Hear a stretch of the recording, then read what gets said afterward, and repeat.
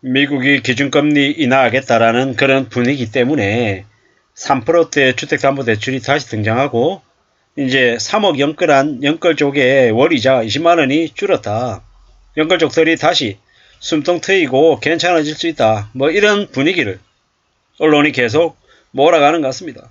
근데 절대로 넘어가면 안 된다라는 말씀을 좀 드리고 싶습니다.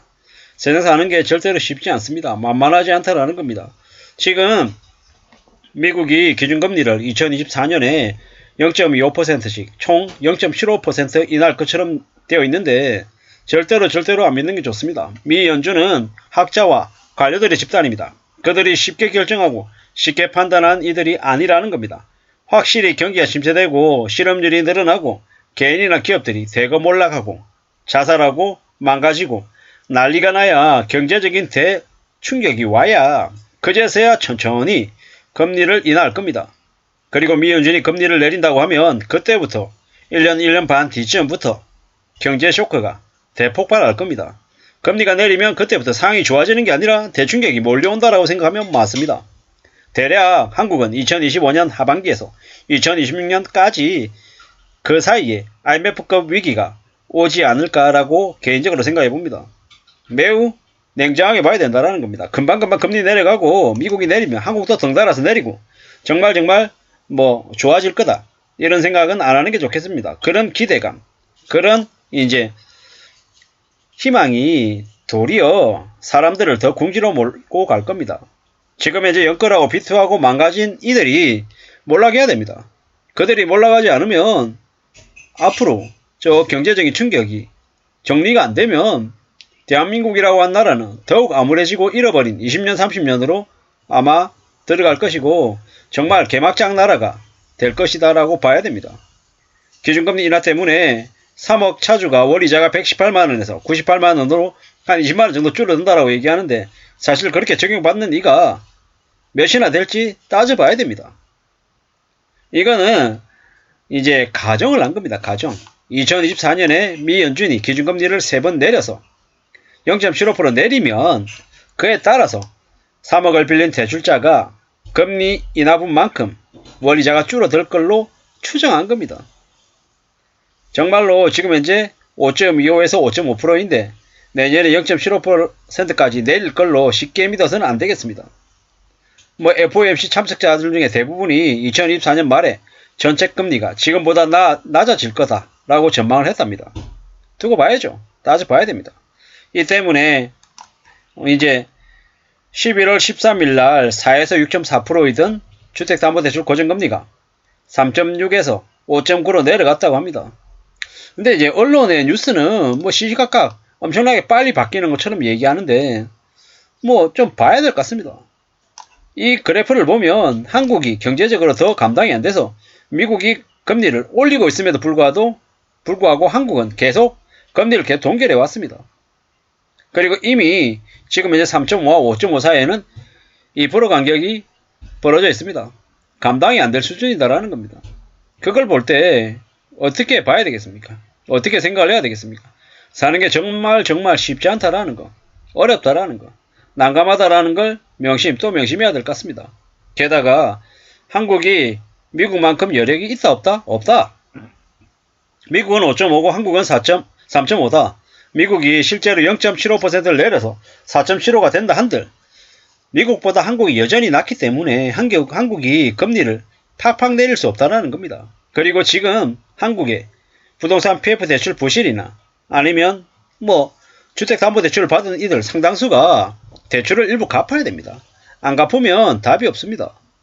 금융권들이 무너지겠습니까? 아니면 금융권들이 채무자들에게 무너지게끔 썰어버리겠습니까? 후자가 될 가능성이 크다라는 겁니다. 이러한 것들을 점점 더 중요하게 우려스럽게 생각하고 살아가야 될 것 같습니다. 그러지 않으면 답이 없다라는 겁니다.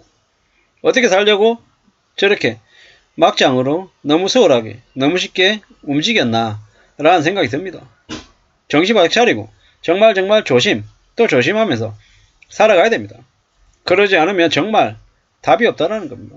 사는 게 얼마나 무서운데 너무 쉽게 너무 소홀하게 대단한 것처럼 금방 뭐가 벌어질 것처럼 기대하면 안 된다라는 겁니다. 지금 시중에 주담대 평균금리가 4% 중후반이랍니다. 왜 4% 중후반이라는데 제 주변에서는 5%, 5.5% 여기서 얘기하는 것보다 훨씬 더 높은 금리를 이제 내고 있는 걸까요? 현실적으로 금리가 팍팍 내려가지 않는다라고 보는 게 맞겠습니다. 너무 언론에 나와 있는 뉴스, 희망찬, 기대에 찬 뉴스들을 보고 그러면 나도 금방 저렇게 금리가 내려가기 때문에 조금만 참으면 되겠네, 버티면 되겠네, 이런 생각을 할 수 있는데, 제 개인적으로 생각할 때는 언론들이, 뉴스들이 도리어 저 연끌족들에게 희망을 심어주려고 저렇게 얘기하는데, 저걸 쉽게 믿어서는 안 될 것 같습니다. 금방 저렇게 나아지지 않을 것 같습니다. 그냥 이용해 먹고 그냥 괜찮아 조금만 지나면 괜찮아지니까 너도 이제 버티면 돼, 버티면 괜찮아진다, 뭐 이런 식으로 계속 현혹하고 조작하는 것 같습니다. 우리가 앞으로 대출 이자는 오를 수밖에 없습니다. 대출 이자가 계속 오르면 대출 노예들 이제 미치는 겁니다. 막무가내로 부자 되겠다고 뛰어들었던 이들, 재테크 선호하고 투자해가지고 경제적인 자유 얘기하겠다라고 했던 이들 많이 힘들어집니다. 지금은 절대로 욕심을 부리거나 함부로 일을 벌려야 될 시기가 아니다라는 겁니다. 지금은 더 정신 차리고 더 조심하고 더 나은 자세로 움직여야 됩니다. 이번에는 금융노예가 600만 명이 탄생됐습니다. 데이터 경제 시스템이 기본입니다. 그 대출자들의 엄청난 데이터를 시합해서 이제 금융권들이 돈벌이에 활용하는 겁니다. 이제 그 데이터를 통해서 개인의 사생활 정보를 축적합니다. 그리고 그걸 이용해서 뭐합니까? 대출해주는 거죠. 대출해주고 난 다음에 그 사람의 신용도에 따라서 어떤 이에게는 금리를 좀 낮게, 어떤 이에게 좀 더 높게 각각 맞춤형으로 해가지고 대출을 해줍니다. 조금이나마 신용도가 안 좋아지면 금리는 순식간에 올려버립니다. 대출을 한번 받으면 평생 동안 그 기록이 그 사람을 쫓아다닐 거다라는 겁니다. 범죄자들의 범죄 사실하고 똑같습니다. 이런 데이터 시스템은 검소하고 착실하게 사는 사람들을 가장 싫어합니다. 왜겠습니까? 자기들의 그 대출 시스템을 이용 안 하니까 말입니다. 고객이 될 가능성이 적어서 싫어하는 겁니다. 대출받은 이들은 금융권의 고객이죠. 빚쟁이입니다. 빚을 당연하게 생각하는 이들이 그 빚을, 이자를 내면서 허덕이며 살겠죠. 죽을 때까지 평생 고객으로 삼는 겁니다. 가상금리 언제든지 물려가지고 빚 못 갚게 만들고, 또 근거 없는 희망 갖게 만들고, 투자라고 얘기하고 꼬드기고, 재미로 사치로 이제 다이나믹하게 살라고 계속 얘기합니다. 쉽게 돈 벌 수 있다고 꼬드기죠. 그렇게 그들을 평생 동안 끌고 다니면서 계속 꽃감 빼먹듯이 계속 빼먹을 겁니다. 빚쟁이, 저시용자가 돼서 소비 더하게 만들고 빚 못 갚게 만들고 계속 이제 막장 인간으로, 막장 부리로 살아가게끔 그들이 이미 다 설계해놨습니다.